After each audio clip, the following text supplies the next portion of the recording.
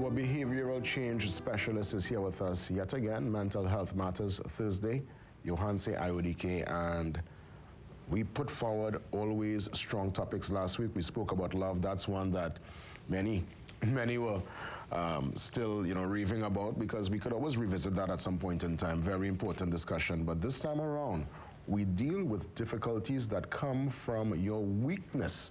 Good morning, Johanse, and can you elaborate on this said topic today?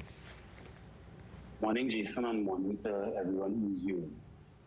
What I'm saying is that all of us have some sort of difficulty in life. None of us have a perfect, smooth life.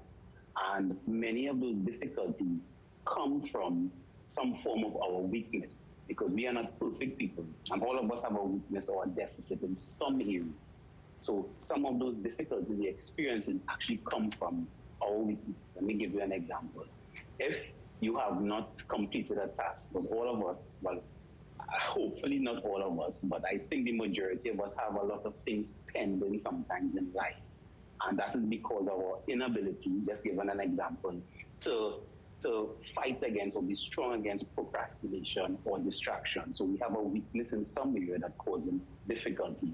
We may be in a relationship, whether romantic or even platonic or business, and we don't like what's going on. But our weakness is we're not stepping forward and saying exactly what we want or what we have an issue with. So again, our weakness may cause difficulties in our life. Indeed.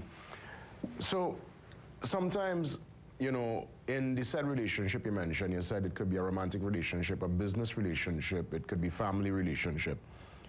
Do you think it's important to have that support? I mean, I would think that if someone could help hold your hand and take you over the line, that could be a good look. Or is that journey a solo journey? That journey to working out this particular weakness, coming out of that weakness into strength, is that a single journey, or is that a journey you could have somebody walk you over the line?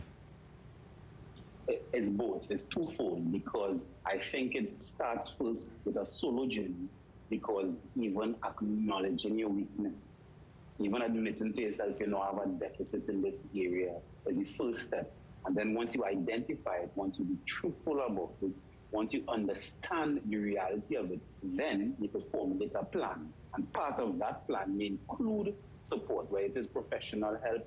You need help from religious help from your pastor, or your church, or a priest, or even help from your friend or support group, etc.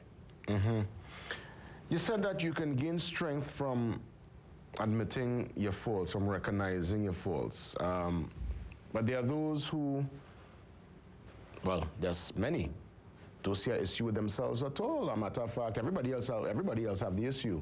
How do we get that person to the table to even admit and even come to terms with their own inefficiencies? Because as you rightfully said, no one is perfect. No one is without a particular issue and problem. But there are those who walk around trying to project, well, you know what, I am the complete being. How do we get that person to the table? Well, one, I like what you said about trying to project the perfect being, because in my experience, personal and even professional, everybody does know what their weaknesses are, even if they pretend not to know. Everyone knows their deficit. So sometimes, if they're not taking counsel from others, life does teach everybody the lesson, And I would suggest to not be like me, because I'm somebody sometimes who needs to learn a hard lesson, sometimes to burn to learn, sometimes hear the lessons around you, see where, I want to accomplish this thing, and you keep blaming, well, it's always the men. I never meeting good men. I always meeting bad women. I always ending up in the wrong kind of relationships. I can't get the job I want, etc. Instead of blaming the external factors around you, understand that you have a part to play. Maybe your methodology, maybe you don't have the strength or the tools to accomplish what you want, and then do the self-assessment. But as you say, some people not willing to do that, so life will be their teacher. Well, I was watching some of your notes here for the discussion, and you was talking about there are those who are unaware of their faults, people who become the elephant in the room. What do you mean by that? The elephant in the room now, an elephant is not a small creature. all right? And when you're not aware of your own faults, one, you have a self-elevated or self-inflated sense of self. So now you're big, you start to swell. And then the more you do it, people get to know you for it. So when you enter the room now, people already know, well, this man or this woman, he or she feel she know everything. He or she feel she there. He or she feel she perfect. So as you step in the room, people already know what is going on. Even though you may be deluding yourself, people understand what it is going on. And if, because of sometimes their own weakness, they're not willing to confront you or tell you something about it, now it becomes awkward. And again, that now becomes difficulty. So one, the elephant, it may be difficult for the elephant to operate because nobody really wants to interact with the elephant. And then it may be difficult for the people being squeezed by the elephant because they don't have the strength to confront the elephant in the room. And you know, this scenario gets even more technical when it comes, when we consider work relationships, especially with hierarchy. If there's someone who is superior and you have to deal with this person on a regular, and they might exhibit that particular trait.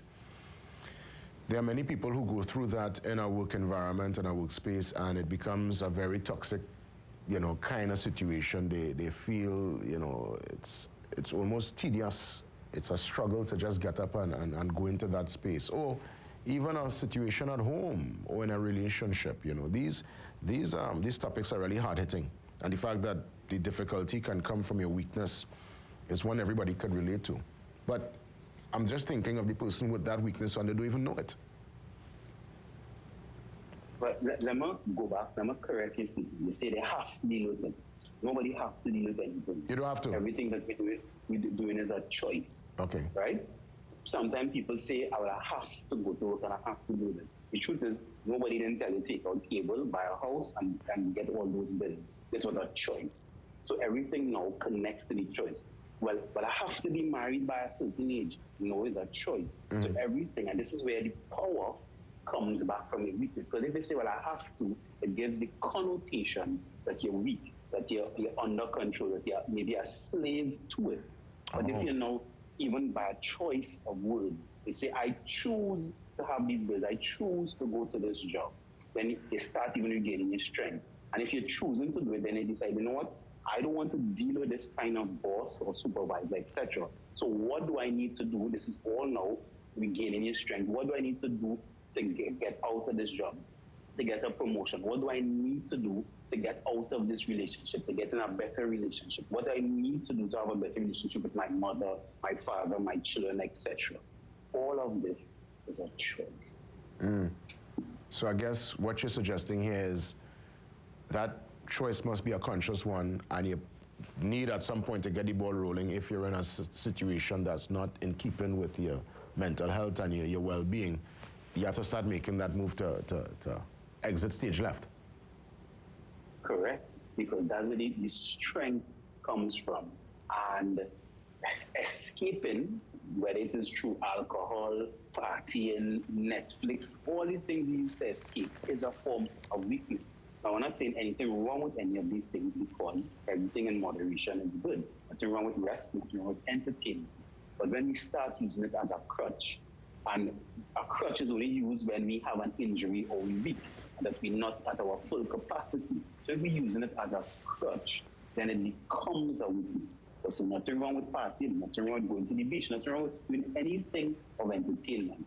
But also it must be coupled with strength. So you could use these things for entertainment to build your strength, to give you the rest, to build your strength. But the point is the kid to go back into the situation, whatever situation it is, no matter even if it may feel difficult, but you could have the strength to get out of it. And it may not be immediately, but even if you take time, every day you study something, you do a course so you can come out of the job. Every day, maybe you go to therapy and you build up the strength, the emotional resilience to come out of a relationship. You do some sort of course to learn conflict resolution techniques to help a relationship. Every day is a building block, but doing something is important. Let me ask you before we wrap things up, in this technological age where so much of what we do is visible for all to see via the social media platforms, and many are able to monetize they're following people who follow them, and they post up stuff. Is that creating difficulties? Is that creating a dependency? Is there a weakness if you need to be validated in that particular space in this modern time? Yes, if you need validation out of this, it is a weakness, no matter how cliche, because I'm sure we all hear this a million times, validate yourself. Because even we spoke about self-esteem as you esteeming yourself. But if you realize you're in need, if you have a dependency on those likes, those validation, etc., then it's a weakness. Now we talk about monetizing. If you're monetizing it, of course, now that's a job. There's a profession, there's a salary you're getting. So you're working. But if now it's just for likes or to feel good, then it's a weakness. Mm-hmm. As always, I just give you a chance to put in your closing remarks as we look to wrap up this week's installment of the Mental Health Matters. Interesting one indeed. Again, the topic TNT, difficulties come from your weakness. I would tell everyone, do an accurate self-assessment. None of us are perfect. All of us have some sort of deficit or weakness, or at least something we could be better at. Honestly, look at it so that it could reduce any difficulties in life. Make life easy, because even though life may seem difficult, it's not that hard. Thank you for listening. You want to say all the best. Thanks for coming on, and I look forward to our discussion next week. God spare. Yeah, man. Have a good one. Mental Health Matters every Thursday, right here on The Morning Brew. Your business guardian details next. Curtis Williams will do the deep dive. Count us in. Let's find out what's inside our Business Guardian Thursday.